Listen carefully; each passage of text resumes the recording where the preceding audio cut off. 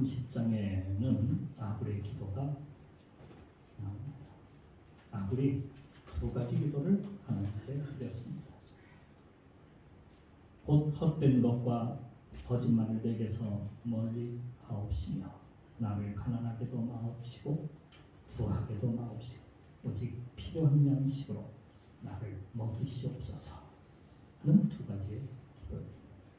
그런데 그 두 번째의 기도 가운데는 가난하게도 마옵시고 부하게도 마옵소서. 가난하게도 하지 말고 부하게도 하지 말아달라는 그 기도를 하고 있습니다. 그 이유는 이렇습니다. 내가 배부르면 하나님을 모른다. 여호와가 누구냐? 이렇게 될까봐 두려워서 나로 하여금 부하게 가난하게도 마옵시고 부하게도 마옵소서라고 이렇게 기도를 하고 있는 것입니다. 사람들은 힘들고 고통스러우면 하나님을 찾습니다. 우리나라가 일제강점기를 거쳐서 6.25를 지났을 때에 정말 우리나라는 세상에서 가장 가난했던 나라입니다. 그때 많은 미국의 교회들이 일어나서 한국의 교회들을 열심히 도와줬어요. 그래서 교회 가면은 사람들이 뭔가를 갖다가 얻을 수 있었어요. 그래서 이제 교회 수가 그때부터 막 증가하기 시작을 합니다. 성도 수가 막 엄청나게 늘어나기 시작했어요. 폭발적으로 늘어난 것은 70년대 그리고 80년대입니다. 그때 여의도에서 집회를 한번 하게 되면 정말 100만 이상의 군중들이 모여들었어요.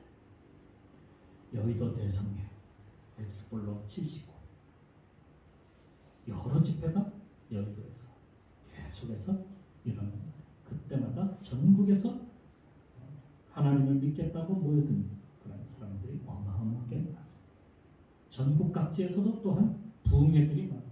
열심으로 부흥회를 해서 많은 교회들이 부흥회를 통해서 교회가 성장하고 하나님 앞으로 돌아오는 역사들을 많이 경험했습니다. 성도들은 교회로 나와서 무엇을 합니까? 하나님 앞에 자기의 그 힘들었던 그런 삶을 갖다가 고백하기 시작합니다. 가정을 위해서 기도합니다. 나라를 위해서 기도합니다. 경제적인 부강함을 위해서 기도했습니다. 사회의 안정을 위해서, 민주화를 위해서 기도했습니다. 그 결과 하나님께서 정말 이 땅 가운데 사회를 안정시켜 주시고 민주화 바람이 불게 하시고 경제적으로도 남부럽지 않는 나라로 만들어 주셨습니다.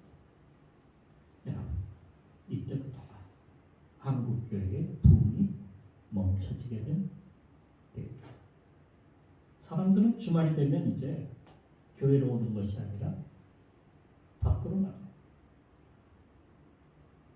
야외로 나가고 또 돈이 있는 사람들은 외국으로 여행을 떠납니다. 교회는 점점 비어가게 됩니다. 당시에 1200만 이상을 넘었던 교인 수가 800만, 700만 점점 줄고 있습니다.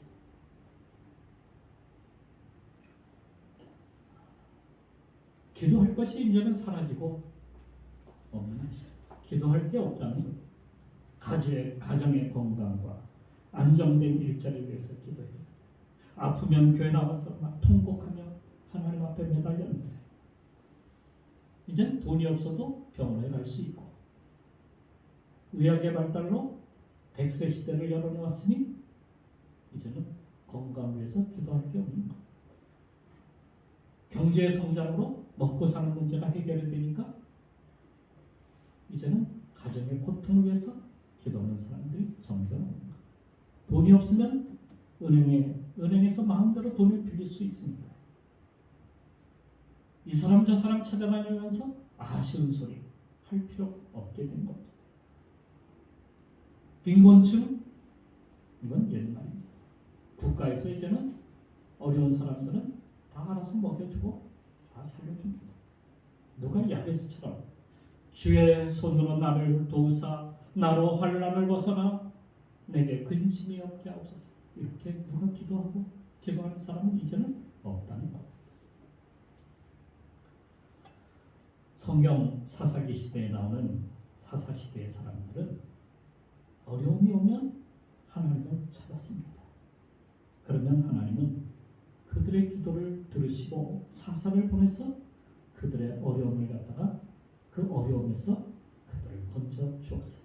그 어려움이 무엇이냐면 주로 이방 나라들이 쳐들어와서 이스라엘을 점령하고 지배하며 학대했다 하는 것 때문이었어요. 사사가 나라를 건져내면 한 3, 40년은 평안하게 보냅니다. 나라가 평안해지고 문제거리가 사라지게 되면 다시 이스라엘 백성들은 우상을 섬기고 온갖 죄악을 갖다가 또 범하기 시작을 합니다. 그래서 나라 꼴이 또 엉망이 되버려요. 그러면 다시 주위에 있던 이방 나라가 쳐들어와서 그 나라를 갖다가 점령하고 그들에게 괴로움을 줍니다. 이게 반복이 되었어요. 하나님은 다시 사사를 보내 그들을 건져내 줍니다. 평안이 오면 다시 하나님을 떠나서 우상을 따라서 삽니다. 그런데 이게 반복되다 보니 만성이 되고 말았어요. 어려움이 와도 하나님을 찾지 않게 됩니다. 사사들도 변절이 되어서 왕처럼 대접받고 싶어합니다. 백성들 위해 군림하고 싶어합니다. 그래서 사사시대는 이스라엘에서 하나님이 없는 시대가 되고 말았습니다. 사사를 오늘의 교회로 보게 되면 이해가 참 쉽습니다. 사람들에게 어려움이 오고 혼란을 당하게 되면 교회로 나와서 하나님을 찾습니다. 그러면 하나님은 그들의 기도를 들으시고 그들의 그 혼란을 갖다가 그 혼란에서 또 고난에서 그들을 건져내 주십니다. 그러다 문제가 사라지고 평안해지게 되면은 다시 어떻게 됩니까? 다시 또 하나님을 떠나 교회를 떠나가 버립니다. 그러다 다시 또 어려움이 되면 또 교회로 쫓아가. 그래서 하나님을 찾습니다. 기도하는 사람들이 새벽 기도로 막 몰려오고 부흥하게 됩니다. 교회가 막 기도하는 사람들이 몰려오기 시작하면 그 교회는 부흥하게 돼요. 자리가 없을 정도로 꽉 차게 됩니다. 이게 반복되면서 계속해서 교회가 성장하고 살아있는 교회가 돼야 되는데 그렇지 못하고 다시 또 변절이 되어서 성도들은 하나님을 떠나고 교회를 또 잊어버리게 됩니다.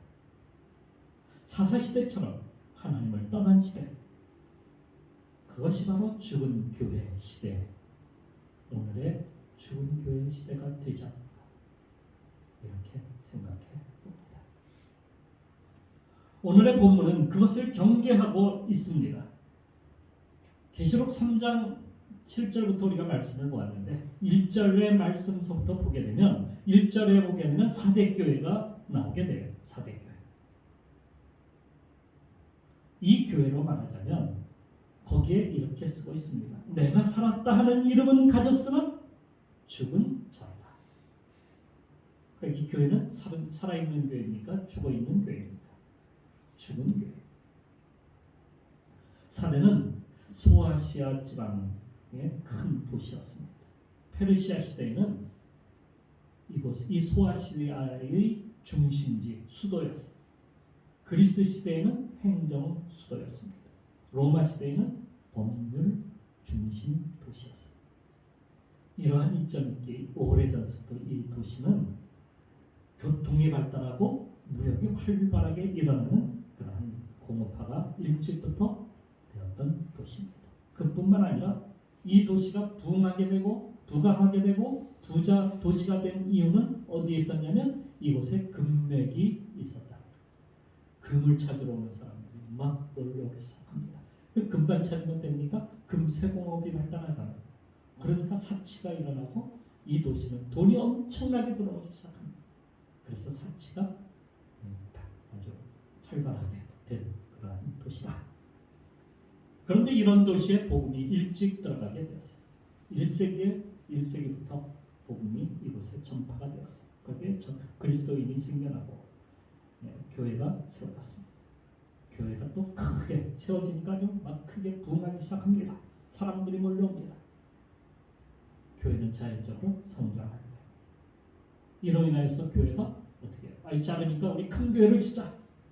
그래서 큰 교회, 웅장한 교회를 갖다가 짓게 됩니다. 화려하게 짓습니다. 사대교회는 대형 교회가 되었고 대주교가 그곳에 상주하기 시작을 했습니다. 하지만 점점점 예배는 형식화되어가고 신앙생활은 나태해져 갔습니다. 주일에 모이는 것은 한 달에 한 번, 이젠 1년에 한 번, 부활절에 주님 보러 가면 끝이. 그러다 교회가 사라지고 말았어요. 그게 바로 이 사대교회, 죽은 교회. 여러분, 성도들이 교회에 오기 싫어합니다. 그 다음부터 어떻게 되는지 아십니까? 가톨릭 교회는 그 형상을 갖다가 다 만들어 놓죠. 또 이 동방교회 가면은 뭘 가지고 있냐면 그림, 이콘이라고 그림을 쫙 교회 전체가 다 그림. 거기에는 자기가 원하는 사도들이 쫙 있어요. 그 밑에 가서 촛불을 켜는 거. 기도하는 거, 촛불 켜는 거. 그럴 필요가 뭐가 있어요? 집에다가 그냥 하나 형상 하나 세워놓으면 되지. 그죠? 자기가 좋아하는 사도 형상을 하나 딱 갖다 놓고 촛불 켜놓으면 끝이야. 그리고 거기다 기도하는 거예요. 그래 교회 갈 필요가 없는 거예요. 오늘날 우리하고 똑같잖아요. 인터넷으로 보면 되지. 뭘 굳이 교회까지 가서 예배 똑같이 돼. 그러면 교회가 어떻게 된다? 점점 교회가 살아요. 1년에 한 차례 오는 사람도 생겨요. 성경은 이 교회를 죽은 교회다 이렇게 말을 합니다. 중세의 가톨릭 교회가 이렇게 형식만 남은 교회였어요. 교회는 웅장하게 지었어요. 베드로 성당 여러분 가보신 분도 계십니다. 얼마나 웅장합니까? 그들의 예배는 형식화되었어요. 그들은 말씀을 성도들에게 일반 평신도들에게 알려주지 않았어요. 그것은 성직자의 몫이었습니다. 교회에 와서 그냥 헌금만 하고 기도하면 기도하고 가라는 거예요. 촛불만 밝히고 가라는 거예요. 그들은 교회를 크게 짓고자 죽은 자에게도 헌금을 갖다가 걷어들이는 면죄부를 갖다가 판매하기 시작했죠. 성경이 어디도 없는 거예요. 그런데 그들은 교회에서 명령하면 되는 거예요. 구원이 예수 그리스도가 아닌 교황의 말에 의해서 이게 움직이기 시작합니다. 그래서 종교개혁이 일어났습니다. 종교개혁을 통해서 교회가 새로워졌어요. 새로운 교회가 일어났어요. 그걸 개혁교회라고 이렇게 부릅니다. 개신교회를 개혁교회라고 이렇게 부르기도 합니다.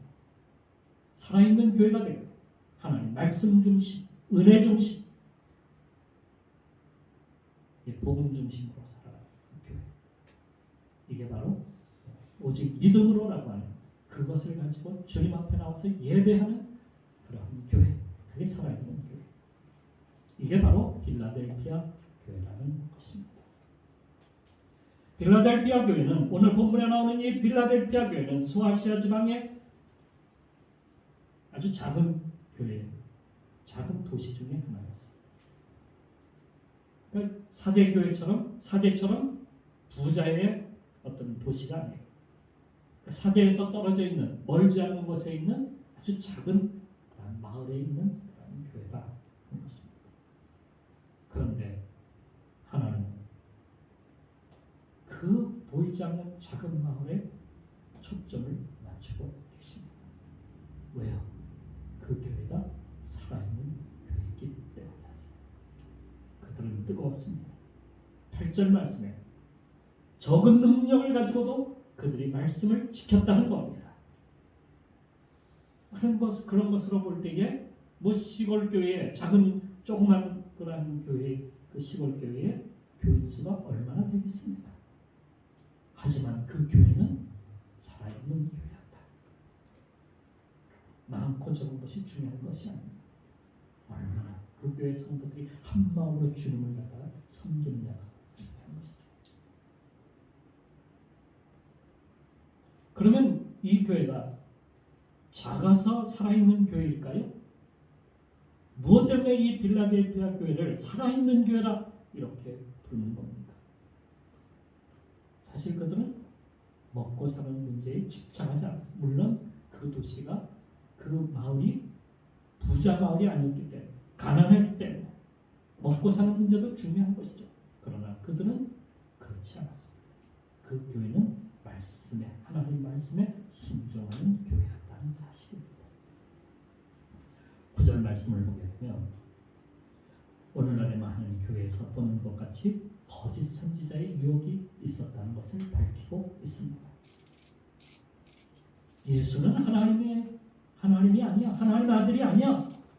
그냥 선지자야. 다른 종교를 믿어도 구원을 받을 수 있어.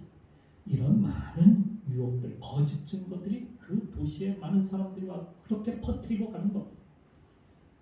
그런데 그것을 알려면은 그걸 바르게 깨달으려면 무엇이 있어야 돼요?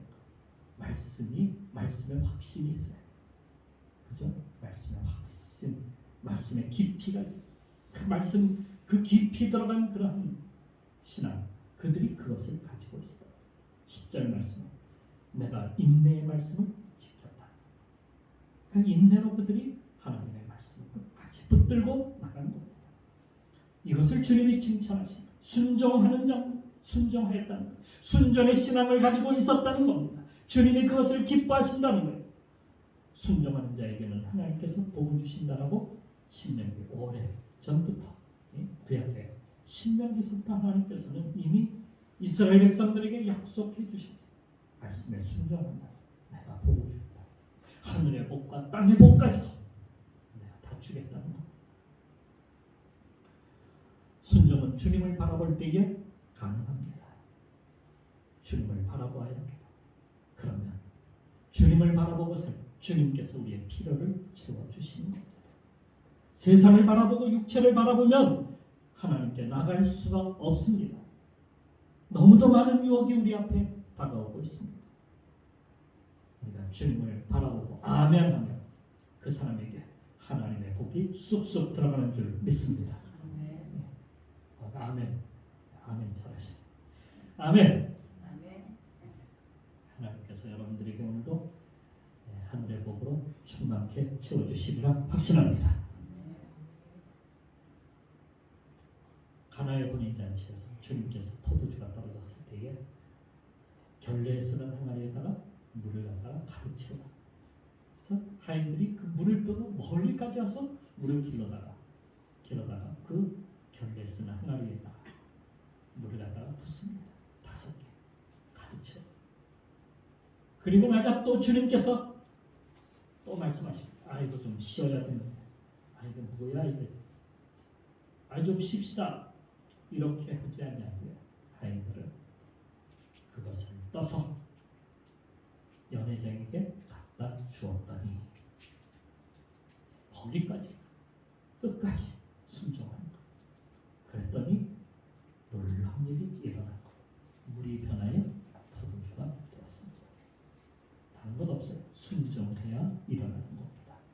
순종하는 역사가 일어나는 것. 이 빌라델피아 교회는 말씀에 순종함으로 인하여서 그런 놀라운 역사를 이루었다는 사실. 또 이 빌라델피아 교회는 열린 교회였다라고 이렇게 말씀하고 있습니다. 8절 말씀에 보게 되면 열린 문을 두었다라는 말씀. 그러니까 이 교회는 열린 교회.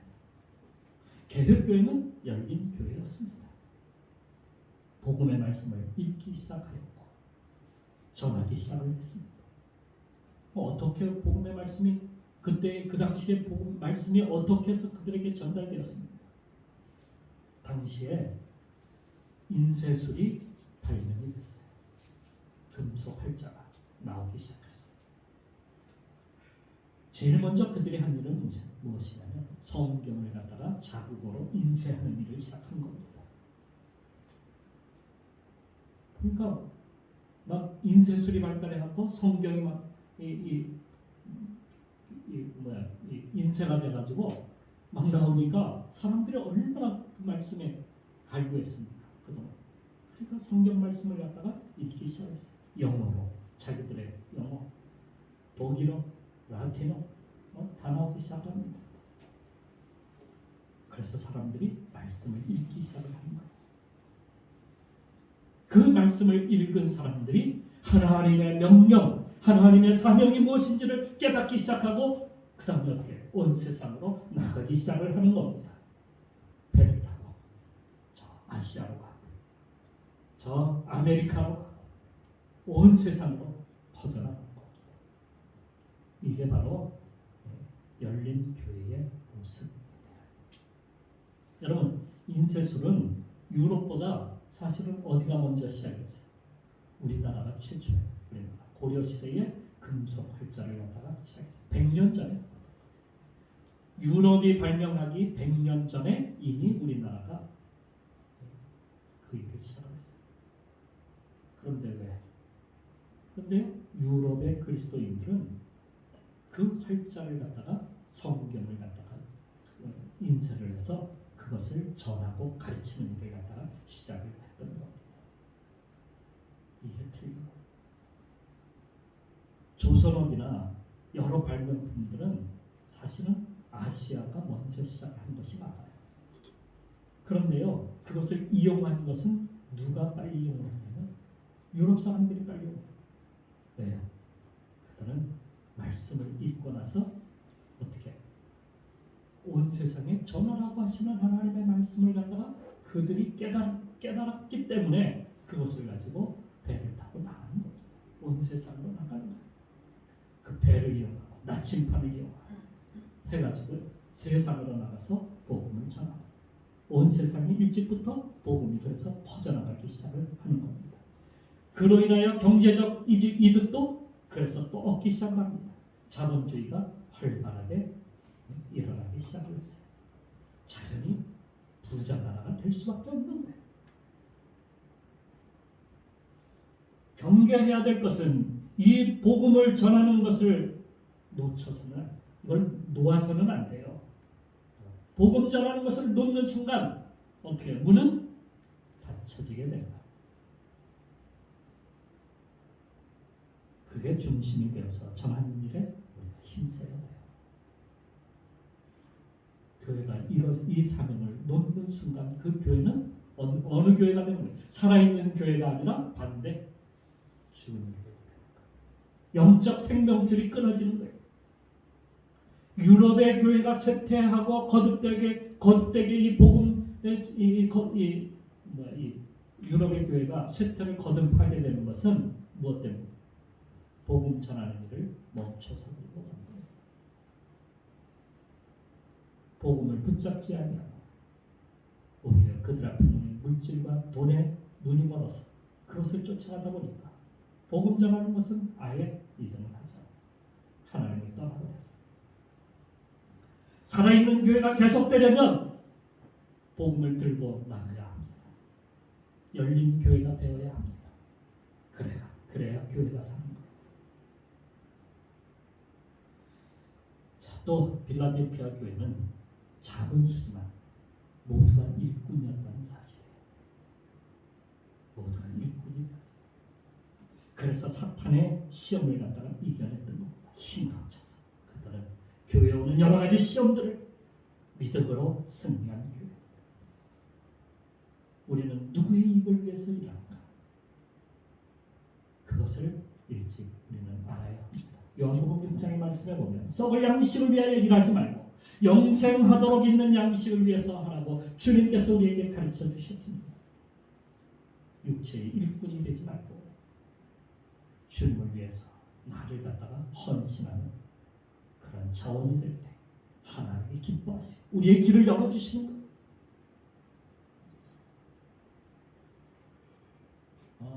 그 전보 비행기죠. 747가 그 비행기를 타보면 세 가지 좌석이 있습니다. 세 가지 좌석이 있어요. 어떤 분은 비행기 타면 두 가지 있는 거 아니에요? 비즈니스하고 있어요. 퍼스트 클래스라는 것이 있습니다. 그 세 가지 좌석으로 나눠요. 퍼스트 클래스, 이코노미, 비즈니스, 이코노미. 이 세 가지 좌석으로 나눠요. 돈이 있고 나는 충분히 이용할 만하다 하면은 그러면 뭐 퍼스트 클래스로 가면 되는 거예요. 거기 가면 뭐 배 이상 비싸죠. 굉장히 비싸요. 그래서 거기에 앉아서 뭐 편안하게 갈 수 있어요. 뭐 100만 원이다, 200만 원 이상 내면 되는 거예요.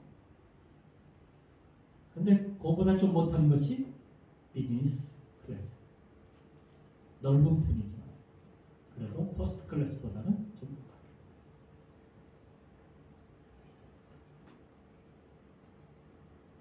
그리고 좁은 좌석이 있죠. 다닥다닥 붙어가는 이코노미. 우리들이 보통 비행기 타면 3명, 4명 앉을 수 있는 그런 좌석. 그것이 이코노미 클래스. 이 좌석이 유래한 것은 언제서부터냐면요. 역마차 때부터라고 합니다. 미국의 그 개척 시대에 있었던 그 역마차. 그 역마차는 보통 9명에서 12명까지 탈 수 있는 그러한 큰 좌석. 요즘 우리 봉고차가 12인승 그렇잖아요. 12인승, 9인승 나오고 그것처럼 그렇게 9명에서 12명까지 탈 수 있는 그 역마차가 있는데 그 역마차가 세 가지 좌석이 있었다. 그 좁은 역마차 안에 세 가지 좌석이 있었다. 그 세 가지 좌석이 바로 퍼스트 클래스, 세컨드 클래스, 서드 클래스. 이 세 가지 좌석으로 나눕니다. 퍼스트 클래스는 그러면 아주 편한 좌석일까? 넓은 좌석일까? 아니에요. 똑같아요. 모두 좌석은 다 똑같아요. 그런데 퍼스트, 세컨드, 서드로 나누는 거예요. 뭐가 틀립니까? 그런데 평상시에는 잘 몰라요. 문제는 뭐 바퀴가 빠졌다든지 이 역마차에 무슨 문제가 생겼다든지 그러면 그때에 비로소 퍼스트, 세컨드, 서드가 비로소 나타나기 시작한다는 거예요. 그러면 퍼스트는 무엇이냐? 퍼스트에 앉은 사람은 처음부터 끝까지 그냥 앉아가. 무슨 일이 생겨도 그냥 그 자리에 앉아있어. 세컨드 클래스에 앉은 사람은 문제가 생기면 그냥 밖으로 나와서 그냥 보는 거예요. 구경해. 그런데 서드에 있는 사람들은 나와서 무엇을 하냐? 마부와 함께 문제된 것을 갖다가 함께 고치고 도와주고 하는 일을 하는 거예요. 이 역마차 가다가 진흙탕에 빠졌어요. 그럼 퍼스트 클래스에 앉은 사람은 어떻게 해요? 그냥 앉아있으면 돼요. 세컨드 클래스는 그냥 내려야 돼. 그냥 내리면 되는 거예요. 그런데 서드 클래스 사람들은 어떻게 해요? 그 진흙탕 속에 들어가서 마차를 끌어내는 일을 해야 돼요. 이게 그 좌석에 따라서 틀려졌다는 거예요. 재미나는 일화입니다. 그런데 오늘날 교회가요, 이 세 가지 사람들이 존재하고 있다는 사실입니다. 어떤 일에도 꿈쩍하지 않는 사람이 있어요. 마치 나는 퍼스트 클래스에 앉아 있다라고 생각하는 그런 사람. 세컨드 클래스, 두 번째 사람들은 어떤 사람입니까? 문제가 생기고 그러면 그냥 구경하는 사람. 그런데 마지막 3등석에 앉은 사람은 어떤 사람? 그 사람은 어떤 일이 생기게 되면 같이 힘을 합쳐서 그 어려움을 갖다가 이겨내는 그런 사람. 그런데 이 빌라델피아 교회 사람들은 어땠다는 거예요? 함께 그 어려움을 이겨냈다. 그래서 이곳의 사람들은 모두가 일꾼이다. 믿음을 지켜낸 사람들, 주님을 칭찬하는 그런 사람들이 되었다는 사실입니다. 하나님 나라가 세워지기 위해서는 서드가 나와야 돼요. 3등석에 앉은 사람들이 많아요. 교회는 3등석에 앉아야 돼요. 1등석에 앉아있으면 안 돼요. 2등석에 앉아있어도 안 돼요. 우리는 3등석에 앉아야 돼요. 그래야 하나님이 기뻐 하시고 그 교회에다가 하나님이 살아있는 교회라는 명칭을 주신다는 사실. 아무리 시골 구석에 박혀 있다 할지라도 하나님께서는 그 교회에다가 초점을 맞추고 계신다. 살아있는 교회를 말입니다. 오늘날 우리는 3만 달러 시대에 살아가고 있습니다. 선진국이라 하는 이름을 이제는 우리가 가지게 되었습니다. 그런데 3만 달러 시대에 사람들은 어떻게 살까요? 사람들이 부자가 되면 어떻게 된다고요? 점점 하나님을 떠나요. 교회로부터 멀어져. 교회도 1년에 한 차례 나올까 말까. 교회는 죽은 교회가 되는 겁니다. 하지만 모든 것이 풍요롭지는 않습니다. 알지 못하는 질병과 바이러스로 그 코로나로 사람들이 죽어가고 있습니다. 아파트 가격은 천상부지로 뛰고 있습니다. 빚은 1,000조가 넘었습니다. 우리나라가 천조국이 되었습니다. 이 세상에 천조국이 두 나라 있어요. 하나는 미국, 하나는 한국.